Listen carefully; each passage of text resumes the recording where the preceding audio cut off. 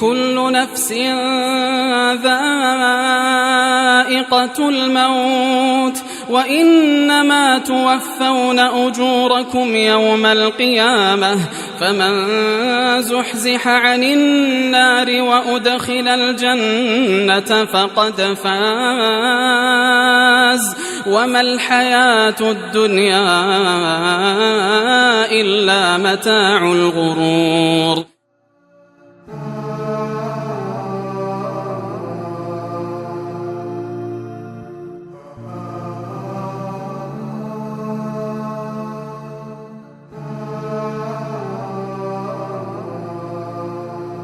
بسم الله الرحمن الرحیم. با سلام خدمت همه شما بینندگان عزیز و ارجمند. با شما هستیم با یکی دیگر از برنامه‌های سفر آخرت. بعد از پایان روز محشر، روز حساب و کتاب، عده‌ای کارنامه اعمالشون به دست راستشون داده خواهد شد. این انسان ها همون کسانی هستند که ایمان داشتن و یقین داشتن به فرارسیدن چنین روزی. این عده کسانی هستند که روز شماری می کنند برای مرگ، روز شماری می کنند برای اینکه از این دنیا رخت سفرشون رو ببندن و برن، چون می دونن که مرگ برای اونها پایان زندگی، پایان حیات در دنیا و تمام شدن نیست، بلکه مرگ برای اونها سفر از سختی ها و مشکلات دنیا به نعمت ها و آسایش آخرت. این عده در دنیا پاک زیستند، پاک زندگی کردند، آنگونه‌ای زندگی کردند که الله دوست داشت. این عده از قبل آمادگی گرفتن، لحظه شماری میکنن برای ملاقات الله متعال. و چرا نباید خوشحال باشند وقتی که به ملاقات عزیزترین دوست خودشون میرن؟ در مقابل عده دیگری هستند که وقتی که کارنامه اعمال اونها به دست چپ اونها داده میشه ناراحتند، پریشانند. اونها دوست داشتن خاک می شدند. آنها هرگز از مشاهده کارنامه عملی که از پشت سر به دست چپ اونها داده شد راضی نیستند. اونها فریاد برمیارند و ندا میدن که کاش ما این روز رو نمی دیدیم. امروز مال، فرزند، اسم و رسم به درد ما نخورد. امروز اون قدرتی که ما در دنیا داشتیم نتونست به ما کمک بکنه.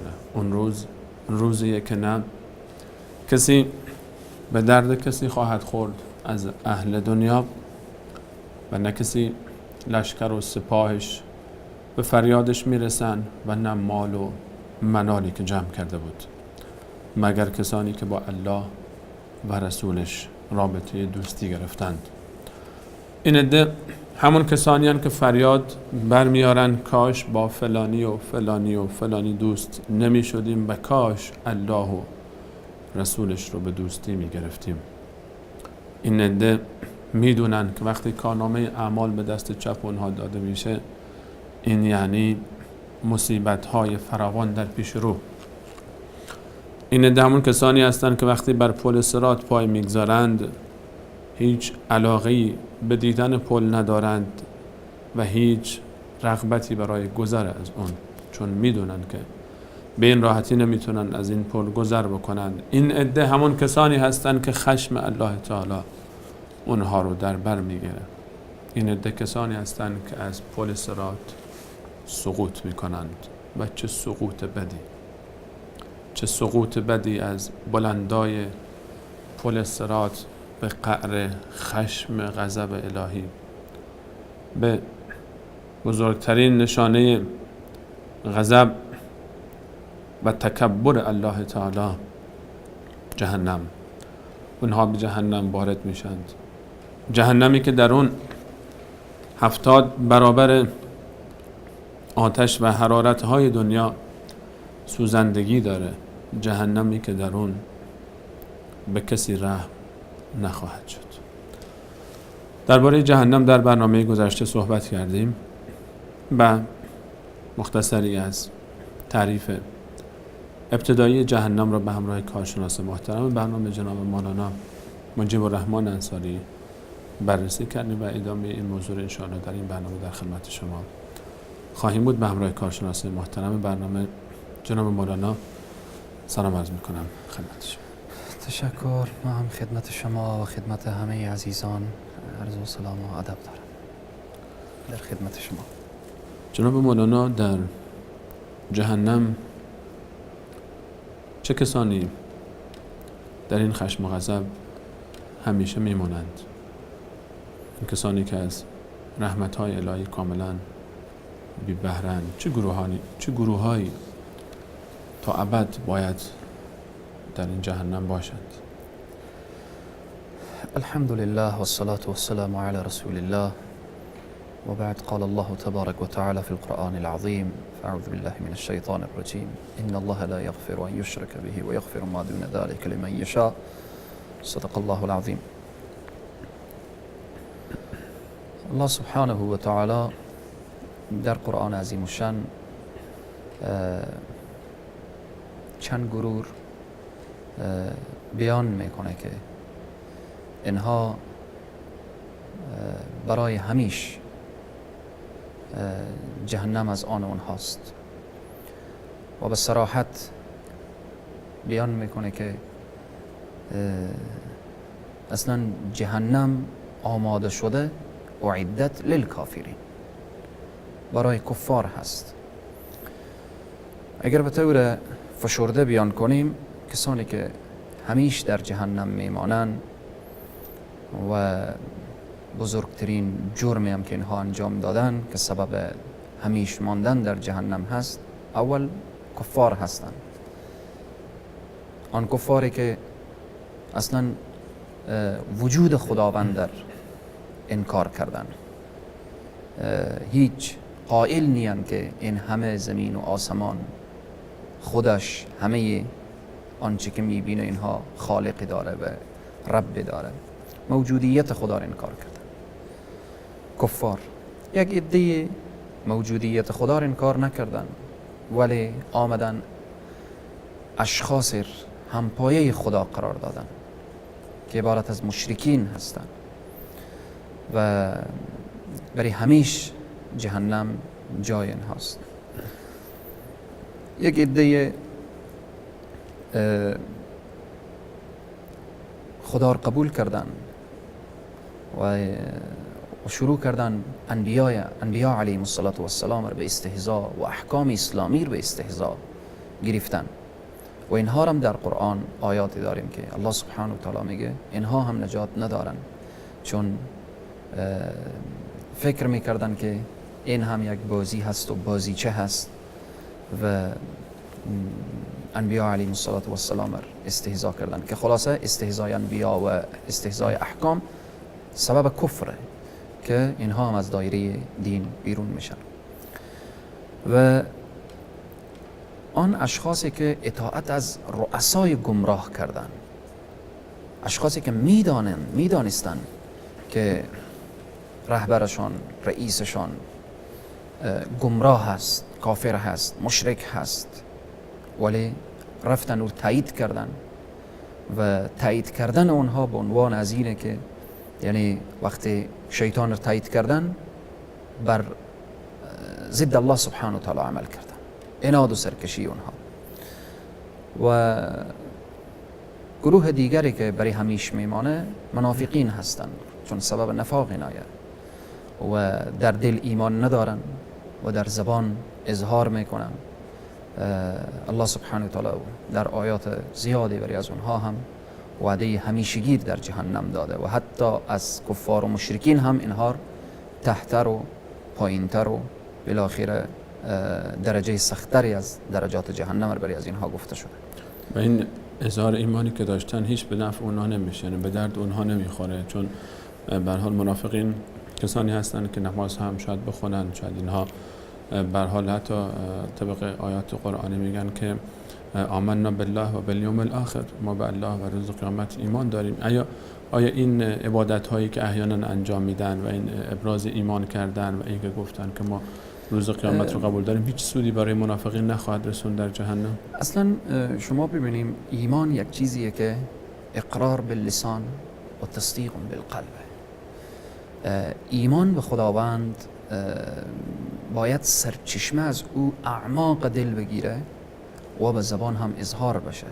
منافقین در قلب خود ایمان نداشتن، به زبان بیان میکردن، اما یهود و اهل کتاب رو ببینیم باز اونها در قلب خوب میدانستن، حتی اینقدر به رسول الله صلی الله علیه و سلم معرفت داشتن که از بچه ها خو هم بیشتر میشناختن. و بناهن این سبب میشه که از دایره بیرون میشن، چون به زبان اقرار باز نمیکنن، به زبان اقرار نمیکنن. پس اقرار به لسان و تصدیق به قلب. گروه دیگر متکبرینن که برای همیش در جهنمن. متکبرین هم اقرار به زبان دارن هم به تصدیق به قلب دارن. حالا که شما ببینیم خود شیطان مخلوق نافهمی نبود، ولی در مقابل پروردگار عالم چون و چرا آورد. شیطان از علم و از معرفت الله سبحانه و تعالی خوب می شناخت. حتی می بینیم به خالقیت پروردگار عالم قائله، خلقتنی من نار و خلقته من طین، یعنی الله تو مر خلق کردی و آدم رو تو خلق میکنی. حتی ببینیم شیطان وقتی که خدا رو میشناسه و باور داره به روز قیامت، ای الله تو برای من مهلت بده الی یوم معلوم. یوم معلوم روز قیامت، یعنی تا اون روز به ما مهلت بده. ولی سببی که شیطان میره در زمره کفار و کافر میشه و بالاخره اهل جهنم میشه، این به چی واسطه؟ از تکبری که کرد.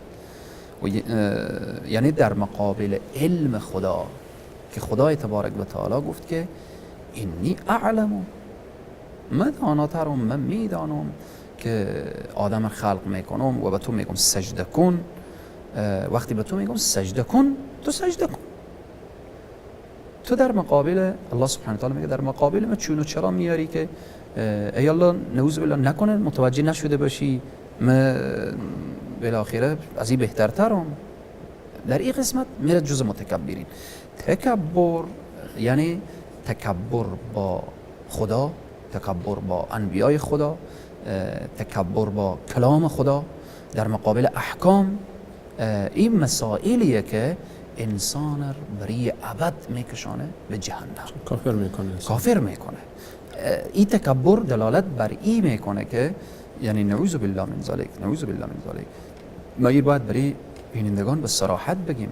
خیلی بعضی از اشخاص وقتی مشکلاتی به اونها میرسه، ای الله من تنها مبودم، مردیده بودی و غیر از من دیگه کسی به این جامعه نبود که عذاب به ما بیایه، به او بیایه، بالاخره فلانی ها چقدر راحتن، من چقدر تکلیفم، ای الله نعوذ بالله، ای الله من فراموش کردی. اینا الفاظیه که خیلی خطر داره، الفاظیه که در مقابل تقدیر پروردگار عالم و در مقابل علم پروردگار عالم، یعنی علم صفت ذاتی پروردگاره، در صفات پروردگار عالم کسی چون و چرا بیاره این به خود پروردگار عالم. یعنی در قضیه نعوذ بالله علم خدا در این گویی عدالت الله اصلا زیر سوال برده، علم الله زیر سوال برده، حکمت الله علم و عدالت و حکمت و اینها. در این قسمت متکبرین جز کسانی هستند که برای همیش. در این باره اگر به طور خلاصه و فشرده چند آیه اشاره کنیم، الله سبحانه و تعالی در سوره اعراف آیه 36 میفرماید والذین کذبوا بآیاتنا، کسانی که تکذیب کردن آیات ما، بعد از تکذیب واستکبروا عنها، تکبر ورزیدن. ابو جهل، ابو لهب، تکبر اونها سبب شد که تکذیب کنن. بگن قبول داشتن خوب میفهمیدن که گپ چیه و کجایه. واستکبروا عنها. ادامه آیه میفرماید اینهایی که تکذیب کردن و تکبر کردن اولئک اصحاب النار، اینها یاران نارن، جهنمن. خب خلاصی دارن؟ نه، هم فیها خالدون، اینها برای همیش در جهنم میمانند. آیه دیگه الله سبحانه و تعالی در سوره انبیاء آیه 91 میفرماید لو کان هؤلاء آلهة ما وردوها و کل فیها خالدون. وقتی که اینها با همو الهی از اونها، بت‌های از اونها، چون در جهنم الله سبحانه و تعالی وقتی که اشاره میکنه که یا الذین آمنوا قوا انفسکم و اهلیکم نارا، شما خود و خانواده خود را از آتش جهنم شما حفظ کنید. خب وقودها الناس والحجاره، آتشگیری جهنم و یا هیزم جهنم بگیم انسان ها و سنگ های. مفسرین میفرمایند که مراد از سنگ ها همون بت‌هایی که مشرکین سجده میکردن در دنیا، اونا سجده میکردن، احترام میکردن، نظر و نیاز میدادن به اصطلاح برای از اونها. خداوند اونها در جهنم با اونها میندازه از یک جهت که ببینید این رو که سجده میکردید این هیچ کاری کرده در دنیا که به شما نکردن، در داخل جهنم همراه شما دوست داشتید در کنار و جهنم رو سجده کنید، محبت کنید. و دوم خود سنگ وقتی حرارت زیادی در از داده بشه بر شدت میافزاید. بعضی دیگه از مفسرین میفرمایند که منظور از این حجارتان که آمده سنگ های کبریتیه. سنگ کبریتی خود از آتش تولید میکنه، انفجار میده.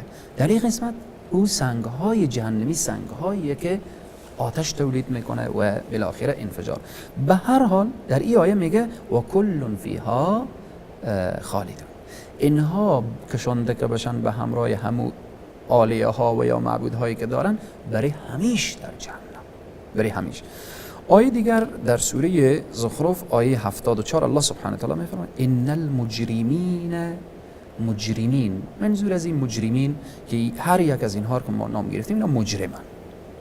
کافر جرمی و کفریانه، مشرک جرمی و شرکیانه، تکذیب کننده احکام الهی جرم بزرگیه و اطاعت از رؤسای گمراه جرمه. خدا به تو عقل داده، فکر داده، نمیفهمی که گمراهی تو دنبال از اون میری؟ میبینی که خلاف شرع عمل میکنه، میبینی خلاف شرع دستور میده، خلاف شرع میری دنبال از اون. و خودم نفاق، منافقت یک جرم، تکبر جرمه. الله سبحانه و تعالی میگه ان المجرمین فی عذاب جهنم خالدون، برای همیش میمانن. آیه دیگه الله سبحانه و تعالی در سوره بقره آیه 160 و 61 میفرماید ان الذين كفروا وماتوا وهم كفار اولئك عليهم لعنة الله والملائكة والناس اجمعین خالدین فیها لا یخفف عنهم العذاب.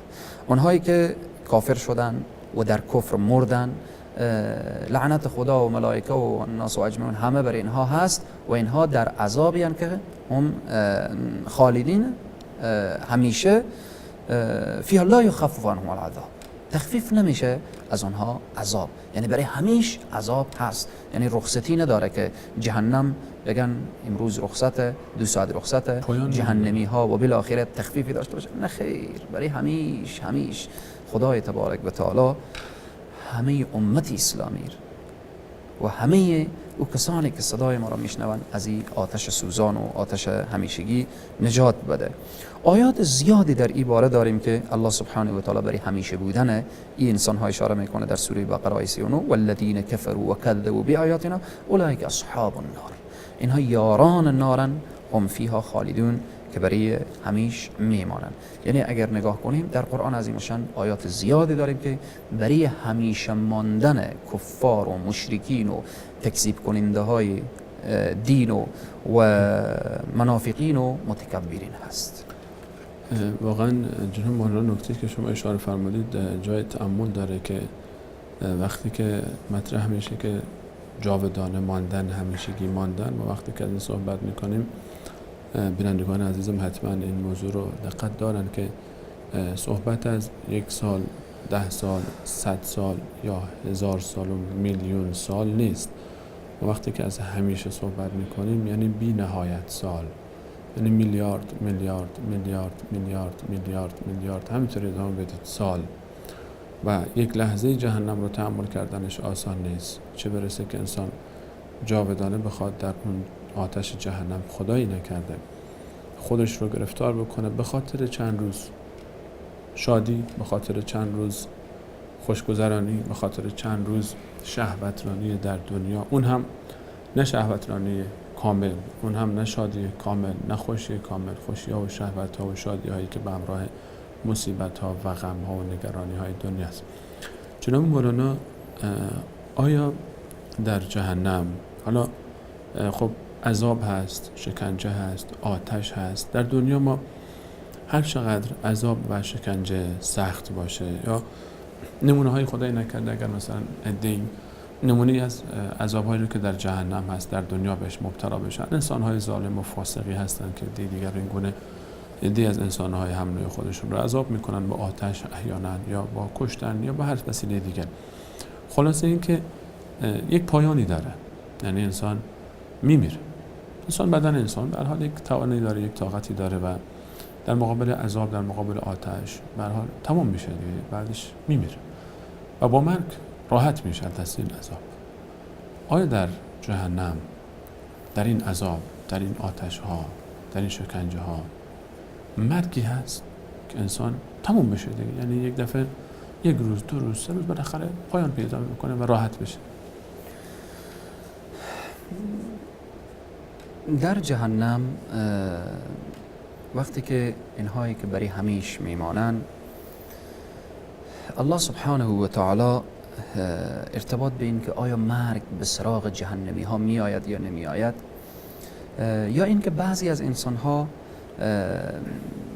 در دنیا وقتی که ببینیم خور آتش میزنن، سر تا پا میسوزن، دیگه اگر وقتی سر تا پا سوختن، اگر بدن اونها رو یک کبریت بزنیم، آتش بزنیم، خیلی کم احساس میکنن چون بدن سوخته و احساس خور از دست میده. بیشتر پوست احساس میکنن. آیا این که بسوزن یا مرگ به سراغ اینا میآید یا این که بی احساس میشن یا نخیر؟ اول نکته اینجوری اشاره کنیم که جهنمی ها چون امی پوست احساس میکنه، الله سبحانه و تعالی میفرماید که كلما نضجت جلودهم بدلناهم جلودا غیرها لیذوقوا العذاب.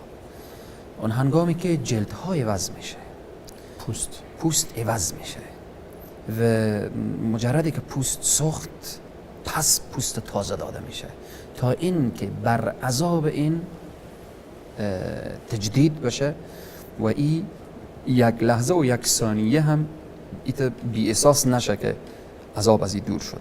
یعنی همین که پوست آتش گرفت و سوخت، دوباره یک پوست دیگه جایگزین میشه تا این سلول‌های عصبی که احساس میکنن در شکنجه همچنان این احساس ادامه پیدا بکنه.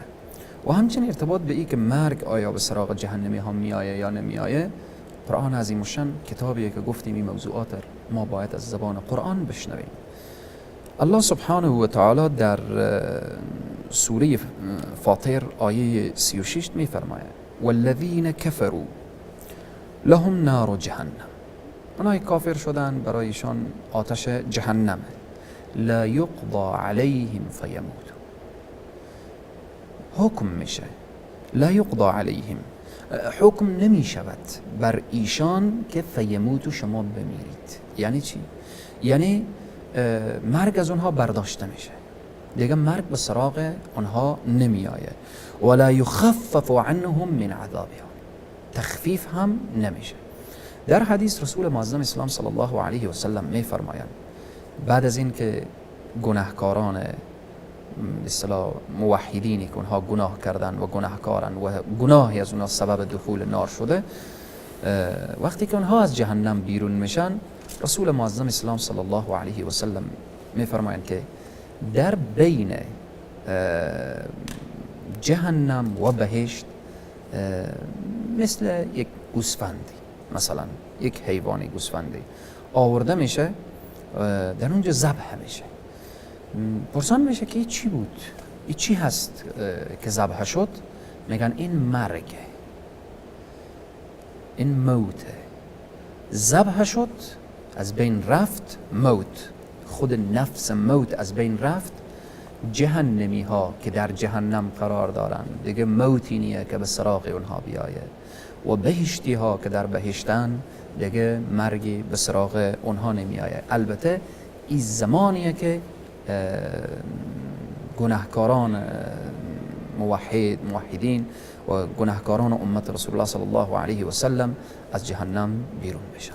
جناب مولانا، همین موضوع آخری که اشاره فرمودید در جهنم، پس ما عده‌ای از مسلمان ها هم وارد جهنم میشند، اما اینها مثل بقیه کفار جاودانه نمیمونند. این عده چه گروه هایی هستند و چه معامله میشه با کسانی که مسلمان هایی که وارد جهنم میشن؟ آیا مشخص است که اینا چقدر میمونند در جهنم؟ اگر قبل از این که ما اونهایی که در جهنم میرن وضعیت انسانهای مؤمن موحدین از ابتدا به طور خلاصه یک اشاره داشته باشیم، بعضی از انسانها در دنیا خب طبعا انبیاء علیهم السلام معصومن، بعد از انبیاء علیهم السلام دیگه کسی معصوم نیست. هر کس گناه کرده و بالاخره دچار اشتباه و لغزش و خطای شده. بعضی از انسانهای مؤمن که کم گناه دارن در دنیا دچار مصائب و مشکلات میشن، بر بستر بیماری میافتن و زمانی که ملک الموت به بالین اونها مینشینه در قبض روح شدن و او مصائب و مشکلاتی که در دنیا به اونها رسیده اینا پاک میشن و پاک به قبر میرن و قبر روضة من ریاض الجنه میشه و در حشر پاک حشر میشن و بالاخره میرن جزء با هم مصیبت ها و سختی ها گناهان پاک میشه. بله. بعضی از مؤمنین گناه ها از اونها در مریضی یا مثلا در قبض روح تخفیف شده، کم شده، ولی پاک نشد، کمی اضافه تر بوده، پاک نشده، میره به قبر. به قبر مدت 1 سال، 2 سال، 5 سال، 10 سال، 50 سال، بالاخره باز پاک میشه و مدتی در قبر باز راحت میشه. بعضی از انسانهای مؤمن گناه ها از اونها زیاده که مدت طولانی هم که در قبر هست عذاب میبینه و هر لحظه که عذاب میشه گناه از این پاک میشه و در حشر که از قبر برانگیخته میشه گناه نداره، میره جز انسانهای صالحین و حساب از او پاک گرفته میشه. بعضی از انسانها از قبر هم بیرون میشن، هنوز گناه دارن، دشت سوزان محشر و بالاخره اونها رو پاک میکنه و رسول الله صلی الله علیه و سلم موقع شفاعت میرسه و شفاعت میکنن و بالاخره میره به بهشت. قبل از صراط دیگه اونا پاک میشن. اما بعضی از مؤمنین در قبرم پاک نشدن، در حشرم پاک نشدن و گناه از اینها دیگه از حد گذشته بوده ولی ایمان در قلب دارن. اینها صحرای محشر هم که اینها پاک نمیکنه اینها وارد جهنم میشن. وقتی که وارد جهنم شدن و رسول الله صلی الله علیه و سلم که در حدیث میاره که او کسی که ذره از ایمان در قلب داره و او وسیله میشن و شفیع میشن و الله سبحانه و تعالی او از جهنم نجات میده. و به همینه که بعضی میگن که در حدیث آمده من قال لا اله الا الله دخل الجنه. خب آیا کفایت میکنه؟ بله، اگر کسی خالصانه و مخلصانه لا اله الا الله محمد رسول الله بگه، شک نکرده باشه، بله شک نداشته باشه، به اخلاص بگه. اما لا اله الا الله محمد رسول الله یا مفتاح الجنه لا اله الا الله که گفته شده، مفتاح کلیدی داره، کلی دندانه داره، دندانه های بزرگی خردتری ریزه‌تری داره. در دنیا اگر اعمال صالحه انجام داد این مفتاح مستقیم دست از این صحرای محشر برو بالاخره به بهشت در باز کن، برو به بهشت. اما اگر این مفتاح دندانه در دنیا نداده بود ولی مفتاح گرفته دندانه نداره، او به جهنم میبرن که همون مفتاح برای از او دندانه بسازن و بعد بیاید دروازه رو باز بکنه. این بندازه گناهان باید در جهنم بره بسوزه، چون او کلید درست و صحیح نساخته بوده. بنابراین اگر بخاطری که خوب واضح و شفاف بشه، بعضی از علما مثال بیان میکنن، مثل یک ظرفی که به خانه هست میخوایم او نظیف کنیم، اول یک دستمال کاغذی برمیداریم، ظرف پاک میکنیم، مثلا داخل یک دیگ پاک میکنیم، میبینیم نشد پاک، این رو با آب شستشو میدیم. با آب نشد، از مایع ظرفشو میزنیم. مایع ظرفشو هم میبینیم نشد، یک سیمکایی که ظرفا شسته میشه، سیم ظرفشویی، از ایز میزنیم، میبینیم نه یه دیگ داخل از این سیاه شده و وضع از این خوب نیه. باز یک قسم به اصطلاح قلاین میگن، این باید با قلاین داده شه که یک مرتبه به کوره بیاندازه، این یک دفعه سرخ کنه کلا جرمگیری بشه و ها بعدا این او جلا خور پس میگیره. اما یک ظرفیه به اون مرحله اول پاک میشه، یک مرحله دوم پاک میشه، یک مرحله سوم پاک میشه، یک مرحله که باید به اون کوره انداخته بشه و یک مرتبه قلاین بشه. انسان مؤمن چنینه، در جهنم فقط که میره به خاطر اینکه پاک بشه، چون بهشت جای پاکانه، جای اشخاصیه که اونجی پاک باشن. در قرآن عظیم الشان آنهایی که در جهنم داخل میشن و الله سبحانه و تعالی آنها نجات میده، گروه های زیادی بیان میشه. اگر وقت و فرصت باشه اشاره کنیم، اگر نیست به برنامه بعدی بگذاریم. اگر اجازه بدید که چون فرصت به پایان رسیده انشاءالله برای برنامه بعدی موکول میکنیم و صحبت آخر شما رو انشاءالله وضعیت اشخاصی که به جهنم داخل میشن و به هی قدرت پروردگار عالم و لطف و مهربانی الله سبحانه و تعالی که بیرون میشن، چون در دل ایمان دارن، و برنامه بعدی بیان خواهد شد. ولی آخرین سخن من برای تو بیننده عزیز اینه که به این هم دل خوش نکن، به این فکر نباش که من از جمله کسانی باشم که برم به جهنم بسوزم و بیرون بشم. امیدوار باش، اعمال صالحه انجام بده، فرمان الله رو بجا کن، آنچه که الله دستور داده به جان و دل بپذیر و قبول کن، و آنچه که نهی کرده از او دور شو و گمان نیک داشته باش با الله سبحانه و تعالی که الله سبحانه و تعالی من و تو و همه امت اسلامی بدون این که چشم ما به جهنم بیفته وارد بهشت بگرداند. تا برنامه بعدی، خدا حافظ و نگهدار همه شما. خیلی ممنونم. ربنا اصرف عنا عذاب جهنم ان عذابها کان غراما. تا برنامه بعد همه شما عزیزان را به الله و تعالی بسپارم. الله یار و نگهدارش.